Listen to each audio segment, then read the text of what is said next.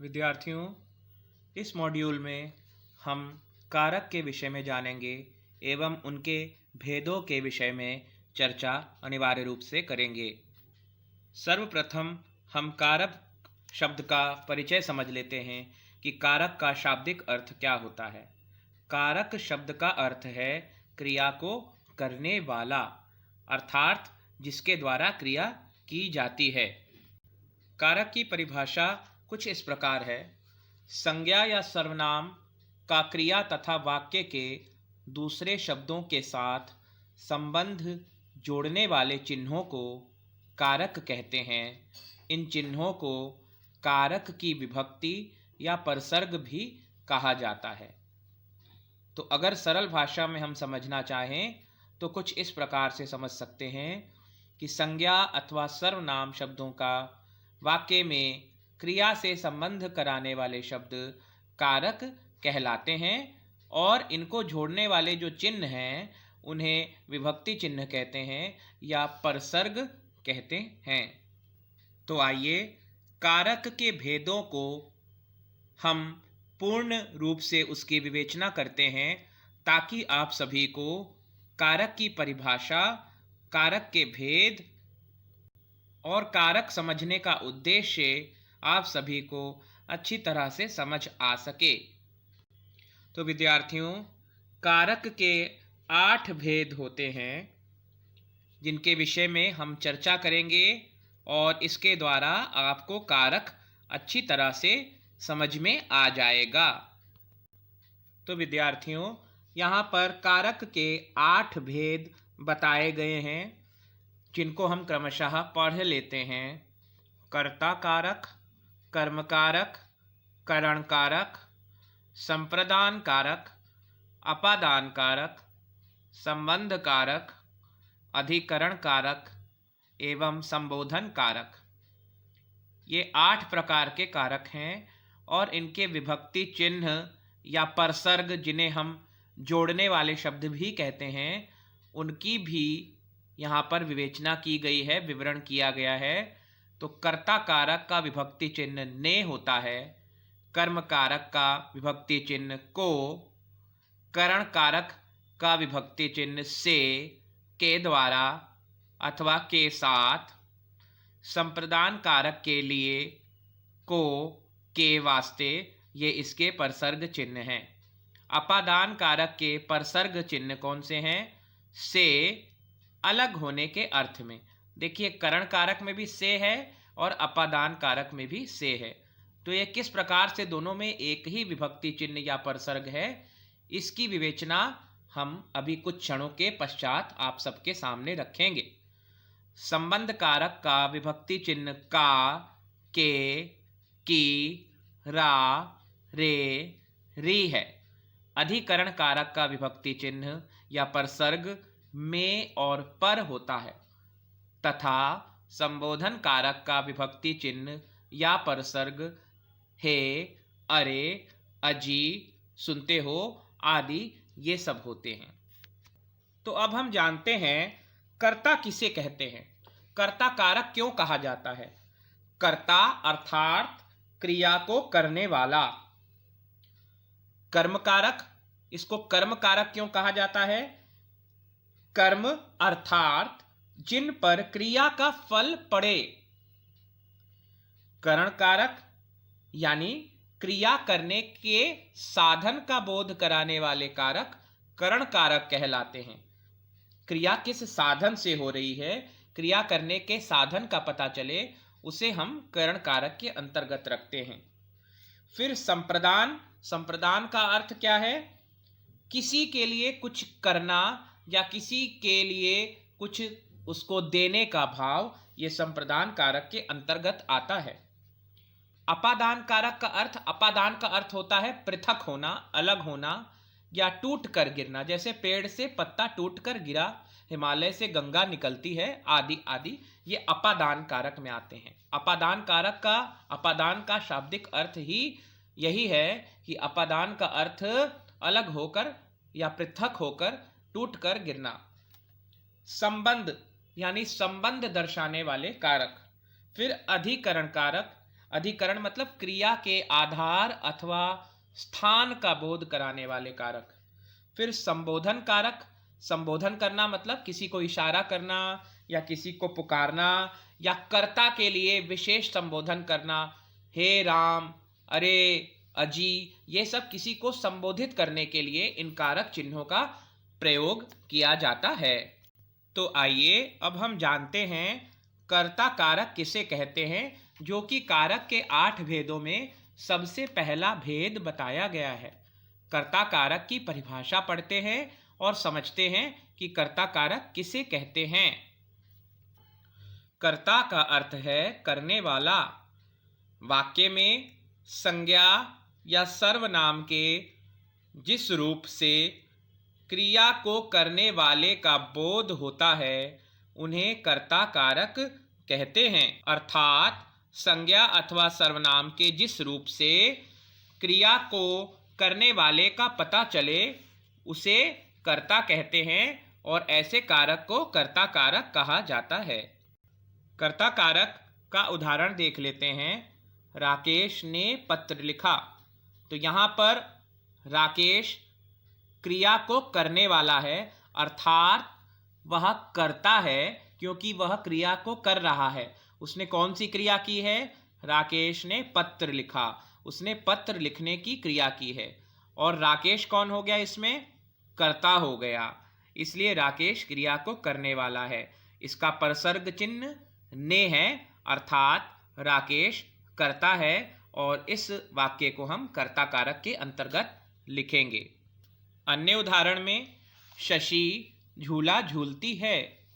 तो यहाँ पर शशि कौन सा काम कर रही है, कौन सी क्रिया कर रही है? झूला झूलने की क्रिया कर रही है। तो यहाँ पर शशि कौन हो गई? कर्ता कारक हो गई, क्योंकि क्रिया को करने वाली शशि है और झूला उसका कर्म है, झूलती है क्रिया है। इस प्रकार से शशि कर्ता कारक हो गई, यानी कर्ता हो गई क्रिया को करने वाली। अब हम समझते हैं कर्म कारक। इसकी परिभाषा पढ़ेंगे तो हमें समझ आ जाएगा कि कर्म कारक किसे कहते हैं और कर्म कारक कारक का दूसरा भेद कहलाया जाता है।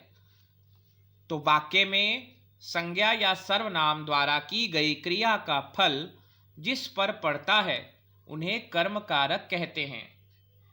अर्थात संज्ञा या सर्वनाम के जिस रूप से क्रिया का फल जिस कर्म पर पड़े उसे हम कर्म कारक कहते हैं। अर्थात इसको सरल भाषा में अगर समझना हो तो हम कह सकते हैं वाक्य में क्रिया का फल जिस संज्ञा या सर्वनाम शब्द पर पड़े उसे कर्म कारक कहते हैं। जैसे पिताजी ने किरण को साइकिल दी। यहाँ पर पिताजी तो कर्ता हो गए क्योंकि उनके साथ ने लगा है, लेकिन किरण कौन हो गई? कर्म हो गई।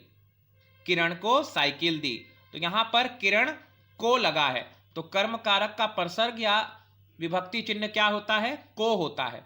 तो अगर हम पिताजी पर अंडरलाइन करते हैं और पूछते हैं यहाँ कौन सा कारक होगा, तो वहां पर कर्ता कारक होगा।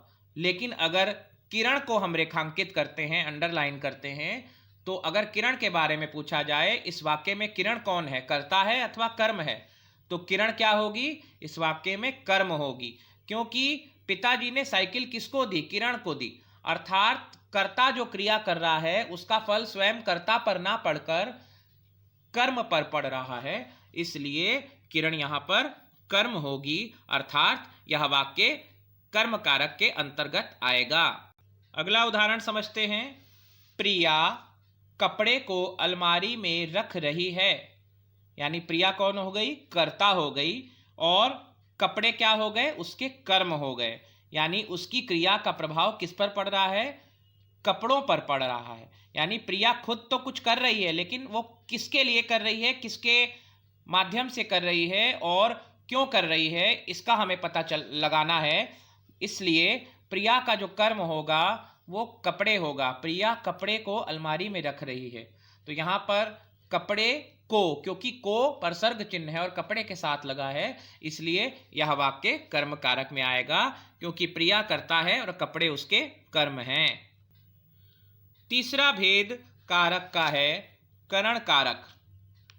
करण कारक की परिभाषा हम सभी समझ लेते हैं और अर्थपूर्ण ढंग से इसे आत्मसात कर लेते हैं। क्या है करण कारक की परिभाषा? वाक्य में संज्ञा या सर्वनाम के जिस रूप से क्रिया करने वाले के साधन का बोध होता है उन्हें करण कारक कहते हैं। अर्थात संज्ञा या सर्वनाम के जिस रूप से क्रिया को करने के साधन अथवा माध्यम का बोध हो वे करण कारक कहलाते हैं। सरल शब्दों में साधन अथवा माध्यम का बोध कराने वाले कारक करण कारक कहलाते हैं। उदाहरण के द्वारा हम करण कारक को और अच्छी तरह से समझते हैं। जैसे गंगू कुल्हाड़ी से लकड़ी काटता है, तो गंगू यहाँ पर करता है, लेकिन वो लकड़ी काट रहा है, किस चीज़ से काट रहा है, उसका माध्यम क्या है, उसका साधन क्या है? तो वो लकड़ी किससे काट रहा है, उसका साधन उसका माध्यम कुल्हाड़ी है। तो इसलिए यहाँ पर कुल्हाड़ी अंडरलाइन की गई है और साथ में उसके परसर्ग चिन्ह से लगा है। तो अगर इस प्रकार के वाक्य होंगे जैसे गंगू कुल्हाड़ी से लकड़ी काट रहा है या काटता है, तो उसके साधन का बोध हो रहा है, तो यह करण कारक के अंतर्गत आएगा। अगला उदाहरण देखते हैं। मुझे पत्र के द्वारा यह सूचना मिली। तो ये पत्र के द्वारा यानी पत्र एक माध्यम है जिसके द्वारा मुझे सूचना मिली, अर्थात यह भी करण कारक है। क्यों? क्योंकि साधन और माध्यम का जहां जहां बोध होगा वह वाक्य करण कारक के अंतर्गत ही आएंगे। जैसे मुझे पत्र के द्वारा यह सूचना मिली। चित्रकार पेंसिल से चित्र बना रहा है। किससे चित्र बना रहा है? पेंसिल से बना रहा है। राम द्वारा रावण मारा गया, तो यहाँ पर राम भी एक साधन हो जाएंगे। यहाँ पर राम कर्ता नहीं होंगे क्योंकि राम द्वारा लिखा है। तो इस प्रकार से हम इसे करण कारक के अंतर्गत रख सकते हैं। अब हम पढ़ते हैं संप्रदान कारक के विषय में। तो बच्चों, संप्रदान कारक कारक का चौथा भेद कहा जाता है जिसके परसर्ग चिन्ह को और के लिए हैं। संप्रदान का शाब्दिक अर्थ कि किसी को कुछ देना। संप्रदान कारक की परिभाषा हम समझते हैं। वाक्य में संज्ञा या सर्वनाम के जिस रूप से किसी के लिए यानी अपने लिए नहीं, किसी के लिए कार्य करने या किसी को कुछ देने का बोध हो अथवा ऐसे किसी भाव की उत्पत्ति हो, उन्हें संप्रदान कारक कहते हैं। अर्थात कर्ता जिसके लिए काम करता है या जिसे कुछ देता है उसे संप्रदान कारक कहते हैं। उदाहरण के माध्यम से इस भेद को भी हम अच्छी तरह से समझते हैं। जैसे पवन ने अपने दोस्त को उसके जन्मदिन पर उपहार दिया। तो यहाँ पर अपने लिए उसने नहीं कुछ किया, पवन ने अपने दोस्त को उपहार दिया, यानी किसी को कुछ देने का भाव उत्पन्न हो रहा है, अर्थात इसको संप्रदान कारक कहेंगे। अब देखिए, डॉक्टर ने गरीबों के वास्ते अस्पताल खोला, यानी डॉक्टर ने अपने लिए अस्पताल खोला या गरीबों के लिए अस्पताल खोला। फिर से इसमें किसी को कुछ देने अथवा किसी के लिए कुछ करने के भाव की उत्पत्ति हो रही है, अर्थात डॉक्टर ने गरीबों के वास्ते अस्पताल खोला।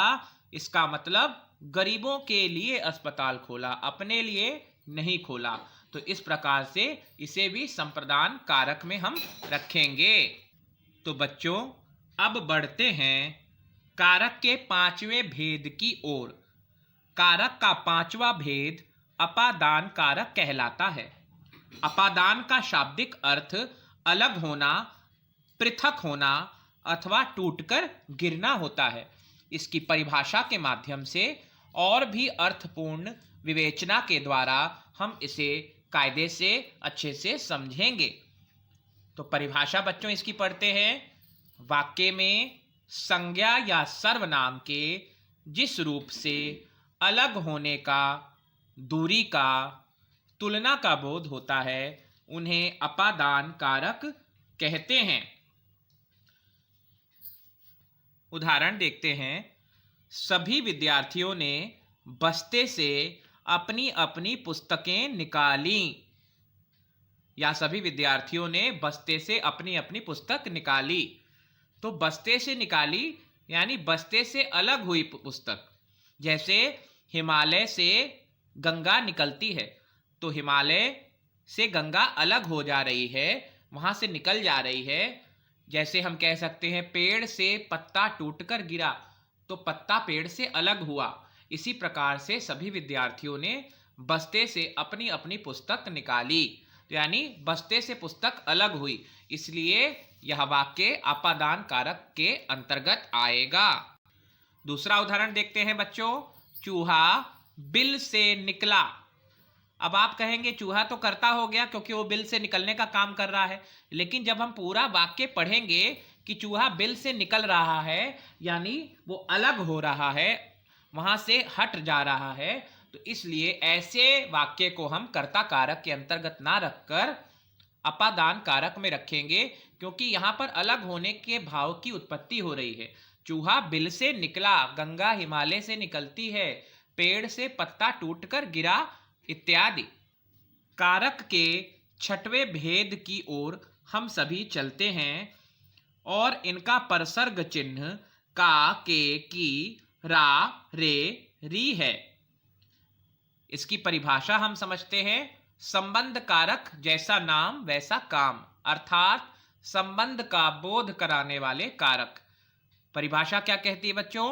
वाक्य में संज्ञा या सर्वनाम के जिस रूप से एक वस्तु का दूसरी वस्तु के साथ संबंध का बोध होता है उन्हें संबंध कारक कहते हैं। एक वस्तु का दूसरी वस्तु के साथ संबंध या एक व्यक्ति का दूसरे व्यक्ति के साथ संबंध, जहां पर ऐसा बोध प्राप्त हो उसे हम संबंध कारक कहते हैं। उदाहरण के माध्यम से संबंध कारक को हम और अच्छी तरह से पहचानते हैं। जैसे लिखा है बच्चों, यह सोहन का घर है। का, के, की, रा, रे, री, ये संबंध कारक के परसर्ग चिन्ह है। यह सोहन घर है। अब यहां पर घर किसका है? सोहन का है, यानी सोहन का संबंध घर से है और घर का संबंध सोहन से है, तो इसलिए ऐसे वाक्यों को हम संबंध कारक के अंतर्गत रखेंगे। अन्य उदाहरण क्या कहते हैं देखते हैं बच्चों। वह विमला की सहेली है, यानी विमला का संबंध अपनी सहेली से है और सहेली का संबंध विमला से है, तो इस प्रकार से यह भी संबंध कारक के अंतर्गत आएगा। जैसे हम कह सकते हैं तुम्हारी दीदी कहाँ गई है, तो रा, रे, री, तुम्हारी, तुम्हारी दीदी, यानी दीदी का संबंध तुमसे है और तुम्हारा संबंध दीदी से है, इसलिए इसको भी हम संबंध कारक के अंतर्गत रखेंगे। अगला कारक अधिकरण कारक कहलाता है, जो कि कारक का सातवां भेद है। अधिकरण का शाब्दिक अर्थ स्थान अथवा आधार, स्थान अथवा आधार का बोध कराने वाले कारक अधिकरण कारक कहलाते हैं। परिभाषा समझ लेते हैं बच्चों। वाक्य में संज्ञा या सर्वनाम के जिस रूप से क्रिया के आधार का अथवा स्थान का बोध होता है उन्हें अधिकरण कारक कहते हैं। उदाहरण देखते हैं बच्चों। पुस्तकालय में बहुत सी अच्छी किताबें हैं, तो कहाँ पर ये किताबें रखी हुई हैं, उनका स्थान क्या है? पुस्तकालय। तो जब हम प्रश्न पूछेंगे कि ये किताबें कहाँ रखी हैं, तो हमें उत्तर मिलेगा पुस्तकालय में। तो इसका मतलब पुस्तकालय उन किताबों को रखने का आधार है अथवा स्थान है, इसलिए इसको हम अधिकरण कारक के अंतर्गत रखेंगे, क्योंकि इसमें हमें स्थान अथवा आधार का बोध हो रहा है। अगला उदाहरण देखते हैं। सारा सामान मेज पर रख दो। तो मेज पर रख दो यानी मेज उसका आधार हो गया सामान को रखने का, इसलिए इसे भी अधिकरण कारक कहते हैं। जैसे एक उदाहरण हम और लेते हैं, नेताजी मंच पर भाषण दे रहे हैं। तो नेताजी कहां पर भाषण दे रहे हैं? मंच पर। तो मंच उनका आधार हो गया। इसी प्रकार से मेज सारे सामान का आधार हो गया, इसलिए इस वाक्य को अधिकरण कारक के अंतर्गत रखेंगे, क्योंकि इसमें आधार अथवा स्थान का बोध हो रहा है। अब बच्चों हम देखते हैं कारक का सबसे अंतिम भेद, यानी कारक का 8वां भेद, जिसे हम संबोधन कारक कहते हैं। संबोधन का शाब्दिक अर्थ किसी को पुकारना, किसी को बुलाना अथवा इशारा करना है, किसी को संबोधित करना है। इसकी परिभाषा के माध्यम से हम इसे और अच्छे ढंग से समझ लेते हैं। और सबसे पहले ये जान लेते हैं कि कौन से कारक संबोधन कारक कहलाते हैं। वाक्य में संज्ञा या सर्वनाम के जिस रूप से पुकारने, बुलाने या सावधान करने के भाव का बोध होता है, उन्हें संबोधन कारक कहते हैं। यहां पर उदाहरण के माध्यम से हम समझते हैं। जैसे इसमें लिखा है, हे बच्चों शोर मत करो। तो यहां इसका विभक्ति चिन्ह क्या है? हे। किसी में विभक्ति चिन्ह अरे हो सकता है, किसी में विभक्ति चिन्ह सुनो हो सकता है, किसी में विभक्ति चिन्ह अजी हो सकता है। तो यानी जहां पर हम जिसको पुकार रहे हैं या जिसकी ओर इंगित कर रहे हैं, इशारा कर रहे हैं, संबोधित कर रहे हैं, वे सभी विभक्ति चिन्ह संबोधन कारक के अंतर्गत आएंगे। जैसे लिखा है, हे बच्चों, यानी बच्चों को हम बता रहे हैं, बच्चों की ओर इशारा कर रहे हैं, बच्चों को संबोधित कर रहे हैं, बच्चों को सावधान कर रहे हैं। हे बच्चों शोर मत करो। तो इस वाक्य को हम संबोधन कारक में लिखेंगे, क्योंकि यहां इसमें हे विभक्ति चिन्ह है। यहां पर पुकारने का, इंगित करने का, संबोधित करने का अथवा सावधान करने का विचार प्रकट हो रहा है। अगला उदाहरण क्या कहता है बच्चों? अरे यह चोट कब लगी? तो यानी चोट की तरफ हमने इशारा किया और किसी से पूछा, अरे यह चोट कब लगी? इसमें और एक बहुत ही महत्वपूर्ण चीज है कि इस तरह के कारकों में जब भी विभक्ति चिन्ह लगाया जाएगा, हे, अरे, अजी इत्यादि, ये सब जब भी लगेंगे तो इनके सामने, इनके आगे विस्मयादि बोधक चिन्ह अनिवार्य रूप से लगे रहेंगे, क्योंकि यहां पर हम पुकारने का भाव है, यहां पर पुकारने का बोध हो रहा है, सावधान करने का अथवा किसी को संबोधित या इंगित करने का बोध हो रहा है। तो ऐसे शब्दों के सामने आगे विस्मयादि बोधक चिन्ह लगे रहेंगे, इसलिए ये कारक बहुत ही आसानी से पहचाने जा सकते हैं। तो अरे यह चोट कब लगी, तो यह वाक्य भी संबोधन कारक के अंतर्गत आएगा। तो बच्चों इस मॉड्यूल में हमने क्या क्या सीखा, एक बार हम इसका पुनरावलोकन कर लेते हैं। कारक शब्द का अर्थ है क्रिया को करने वाला। कारक की परिभाषा देख लेते हैं फिर से। संज्ञा या सर्वनाम का क्रिया तथा वाक्य के दूसरे शब्दों के साथ संबंध जोड़ने वाले चिन्हों को कारक कहते हैं। तीसरा पॉइंट, कारक चिन्हों को कारक की विभक्ति या परसर्ग भी कहा जाता है। चौथा पॉइंट, कारक के भेद। कारक के 8 भेद होते हैं। कर्ता कारक, कर्म कारक, करण कारक, संप्रदान कारक, अपादान कारक, संबंध कारक, अधिकरण कारक, संबोधन कारक। ये कारक के 8 भेद होते हैं और इनके परसर्ग चिन्ह भी अलग अलग होते हैं, जिनको अभी हम सभी ने विस्तार पूर्वक समझा। तो बच्चों आज के लिए इतना ही। अगली कक्षा में एक नए पाठ, एक नए अध्याय के साथ हम सभी आपको मिलेंगे। तब तक के लिए धन्यवाद।